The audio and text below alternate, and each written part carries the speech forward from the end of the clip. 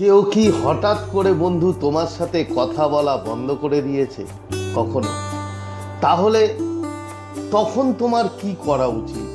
দেখো, আমরা সবাই কি হয়, আমাদের সাথে কেউ যদি হঠাৎ করেই কথা বলা বন্ধ করে দেয়, আমরা প্রচুর ভেঙে পড়ি, আমরা একদম মন থেকে ভেঙে যাই। কিন্তু সেই সময় মনোবিজ্ঞান বলে যে 4টে স্টেপস তোমাকে ফলো করতে হবে। কি সেই 4টে স্টেপ? নাম্বার 1, তাকে বারবার মেসেজ করো না। তার কারণ যদি তাকে তুমি বারবার মেসেজ বা কল করো, তাহলে সে ভাববে যে তোমার প্রচুর নিড আছে সেই মানুষটার, মানে প্রচুর নিড। সেকেন্ড স্টেপ, তোমাকে কি করতে হবে? ওকে স্পেস দিতে হবে। ওকে একটু স্পেস দাও, মানে ওকে একটু সময় দাও। তার কারণ যখন তুমি তাকে স্পেস দেবে, তখন সেই মানুষটা মনে করবে যে তুমি তার উপরে ডিপেন্ড নও।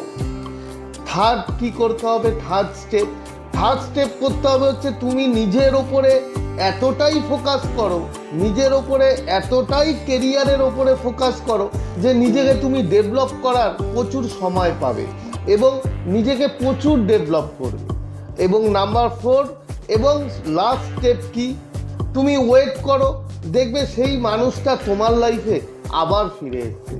আর যদি সেই মানুষটা তোমার লাইফে বন্ধু ফিরে আর না আসে, তাহলে ভাববে যে সেই মানুষটার তোমার লাইফের লাইফ স্প্যানটা এইটুকুনি সময় ছিল, এইটুকুন সময়ের জন্যই সেই মানুষটা তোমার লাইফে এসেছিল। একটা কথা মনে রাখবে বন্ধু, যে যখন কোনো মানুষ আমাদের সাথে কথা বলা বন্ধ করে দেয় এবং আমাদের থেকে দূর হয়ে যায়, তখন আমাদের ভেঙে পড়া উচিত নয়। তার কারণ তখনই আমরা নিজেকে আরও মজবুত করতে পারি।